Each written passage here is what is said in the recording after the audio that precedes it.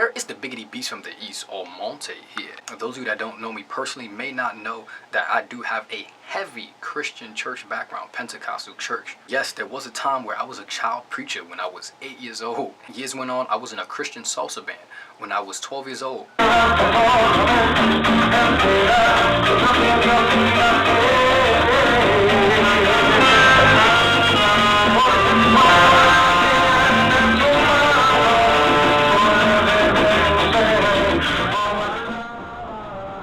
When I was around 15, 16 years old, I went on to direct a gospel band in a Spanish-speaking Pentecostal church where I played the bass, the saxophone, a little bit of the keys, and drums. And so seeing this kind of video about playing music in church and not being paid for it really triggered a lot of those memories.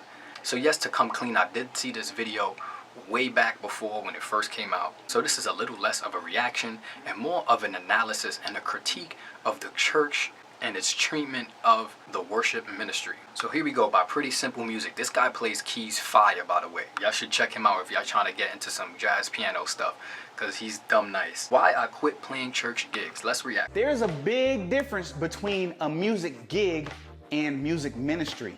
A music gig is you show up, you set up your equipment, you play, you pack your stuff up, and you get your check and you get out. Music ministry, you set up your keyboard, you play, you might even put some money in the offering. Eventually, you might join that church. You might even show up for Bible study when you don't have to play. You might show up for prayer meetings. Oh, and you're not sleeping with all the girls in the choir, and you're not trying to sleep with all the girls on the dance team.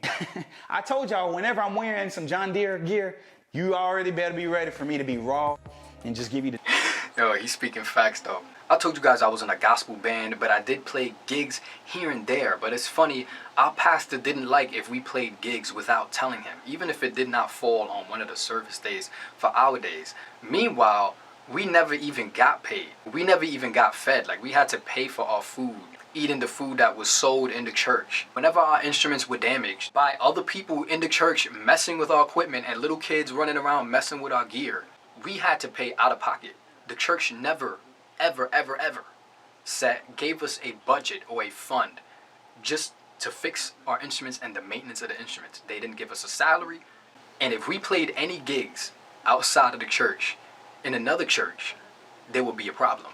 But yeah, I definitely remember, like, whenever we paid gigs, these churches treated us with a lot more respect. They made sure we was fed afterwards if they couldn't pay us. Most of the time, they would pay us and feed us.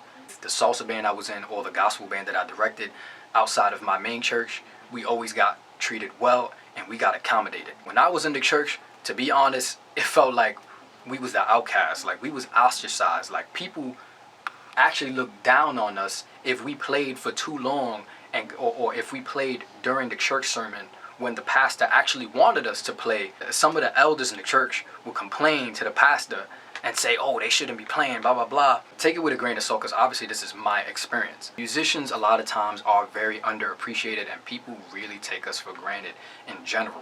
And in the church, people really think that music is like recreation. Like, if the music ministry isn't part of the Bible, like if the music ministry isn't integral to the worship of God. People always just went to church, listened to some preaching, and that was it. Like, there was never no singing, no clapping, no nothing. Like, music is like this new age thing for the teenagers. Anyway, let's move on. So there was this really small church. They were looking for a musician, and I wasn't really feeling how much they were willing to pay me, but I went on and took it anyway because I just needed the extra cash. I ended up joining this church. They ended up doubling my pay year after year after year. I mean, my income quadrupled. That's cute. Must be nice. So one day, this pastor calls me in the office and says, KC, I'm sorry to tell you this, but from here on out, your position will not be a paid position. Bro, I was like, what the hell are you talking about? I mean, I was thinking that, but that's not what I said. So I left the church and I went with one of my homeboys. He had another like side church. So I just hustling, doing my thing, playing at different churches. Then one day I felt this strong pull. Like, I felt like God was telling me to go back to that church that was gonna have me playing for free. So anyway, I go back to the church and I explain to the pastor, hey, listen, I'm not really sure, I can't really explain everything, but I feel like this is where I need to be. So I started playing at the church for free. I mean, I was teaching choir rehearsal, training the band members. I was doing all the stuff I was doing when I was making all that money. I was doing it for free. And I did this for about a year. So y'all wondering, what was I doing to make money? Bro, I was selling mattresses in beds and futons. Bruh, do y'all hear me? I can understand playing for free for church for the love of it, you know what I'm saying? Because at the end of the day, you're there to grow spiritually. That's a part of how you worship anyway. So I'm pretty sure the musicians want to use that facility to worship and engage with people anyway. Community is a huge part of your mental health and your spiritual health. To transcend this realm in the way that you like to transcend, which is through music for musicians, obviously. Musicians will do it, whether it's for free or paid. An artist could stop making money for the rest of their life, and they're still gonna do that for their own sanity. And at the end of the day, church is about trying to solidify a connection with God through community. However, I could never understand how a lot of these pastors be living the good life, making bread off of just the church. Like, they have a salary, they run a whole church, they don't got no 9 to 5, they living cool. Sometimes they living even lavish. And their musicians or the people in their church will be broke as hell paying tithes, like giving a cut out of their paycheck toward the church so the church could be up and running. And there's people that's poor in the church. I'm sorry, fam, but a musician, if somebody's playing music in your church, even if you can't pay them a great pay, you should make sure that they're good. They should not have to go and have a side job. Getting music together, researching songs to make, sometimes even writing songs, arranging music was what I often did when I was a director. Arranging vocals, harmonies, stuff like that, all week long. Coming to rehearse with the band, texting and calling everybody, making sure everybody show up on time. Rehearsing again before the service, having meetings, whatever somebody was not acting right. Being a musician for a church, to be honest with you, is a full-time job. So for somebody to feel like they don't deserve to eat off of just that, the job it's a huge pinnacle part of the church, and they're not even taking a pay or taking a cut out of all of those offerings and all those tithes that's coming from the church. I don't know, fam. You tell me. I was planning this church full time for free. So 1 year later, the pastor calls me in his office and he's like, KC, you know, to be honest with you, I cut your pay, I cut your salary because I wanted to know where your heart was. I wanted to know, were you here just to get a check, or were you really sold out to the ministry? Did you really have a heart to serve? And I was thinking, that's my favorite part. I wonder if the pastor cut his pay too. I wonder if the pastor stopped paying himself. Did he stop taking a salary? I wonder. Because that's a huge part of the story. I would really love to know if the pastor stopped paying himself. I really want to know that. Because the pastor could judge and do all these little tests and use you as a spiritual guinea pig to see where your heart is at. Where's your heart at? What if everybody in the church said, you know what, we're just going to stop giving offering and stop tithing because we want to see where the pastor's heart is at. If nobody was giving offerings and paying tithes, would he still want to do this? I see this in every church. Pastors get money on their birthday, for Pastor's Day, Christmas, Easter, like this, all these different holidays to shower the pastor with all these gifts. Meanwhile, you have people like the council, like the musicians, the missionaries that go all over the world, paying out of pocket a lot of times to take trips all around the world and take flights all around the world to preach their truth. Counselors, babysitters that take care of all of the kids while everybody's enjoying the service. The teachers, they don't even get that much love. But the pastor just be reaping all of these benefits and don't be wanting to share that. And then we'll have the nerve to tell this guy that has given so much of his life to this church, I wanted to see where your heart was. and I was thinking in my mind, bruh, don't come to me with that. But I had to be spiritually mature, and I understood exactly where he was coming from. Spiritually mature enough to realize that you were being manipulated, fam. I mean, come on. I love you. You got a great heart, but we can't keep letting people, these leaders, do this to us. Like, what is up with these people that leech in our community? We're powering them, allowing them to thrive. And then they turn around and do something like this? That's corny. I'm sorry. That's corny. That's OD corny. After he told me that, he said, I know your heart. I'm going to pay you double what you were making before you left. That's right. Bruh, That's cute. But didn't homeboy say that year after year they were already doubling his pay? Like year after year, as the church grew, of course, they were doubling his pay. That's what they owed you. You know, like, as the church expands, they should give you a piece of that pie, as you're a huge pinnacle part of the expansion of that church, as your worship ministry.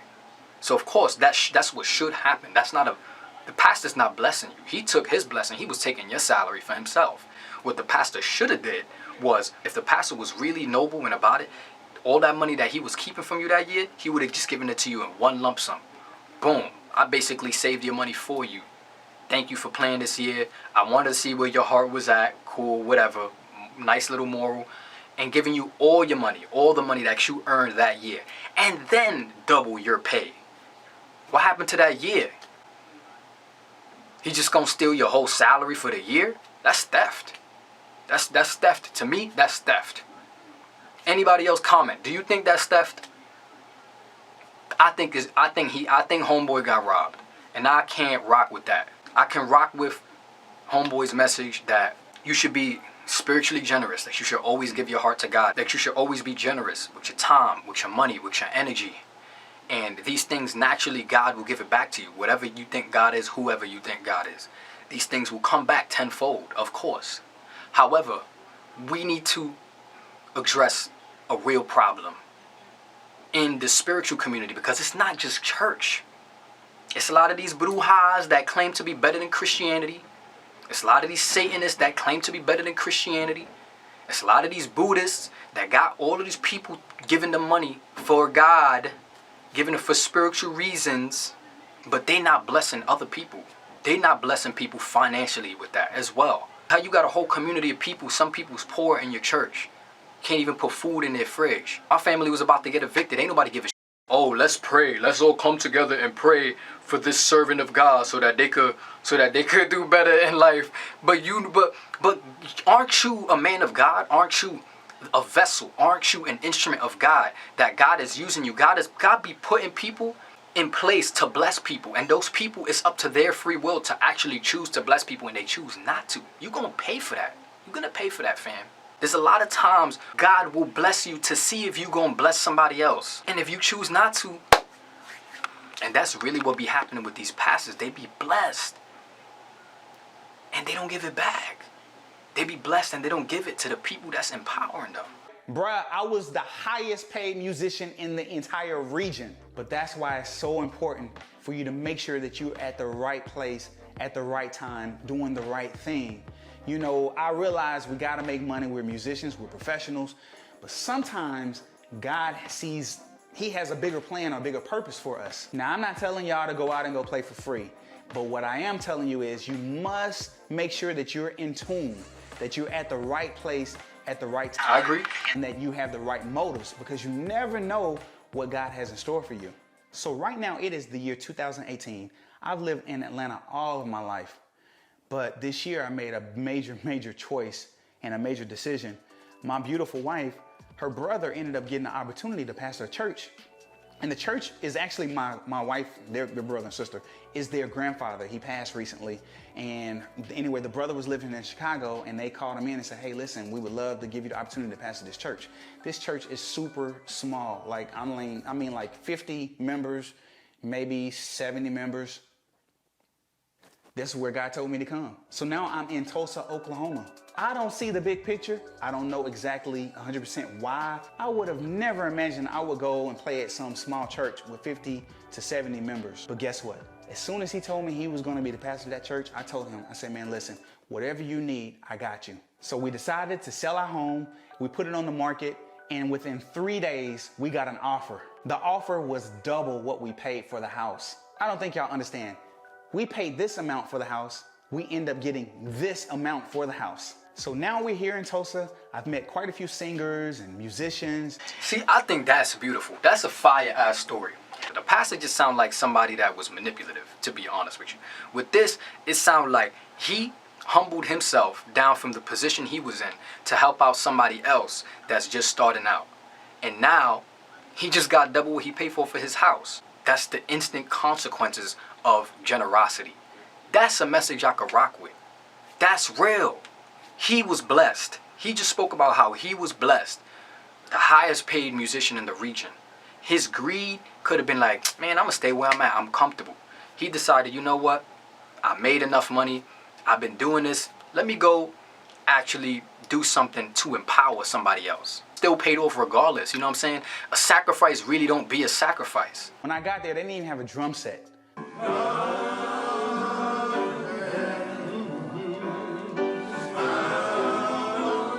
So I was using click tracks. I was building my own drum loops and playing, and Eventually we got a drum set recently, and we got a drummer. He's pretty solid.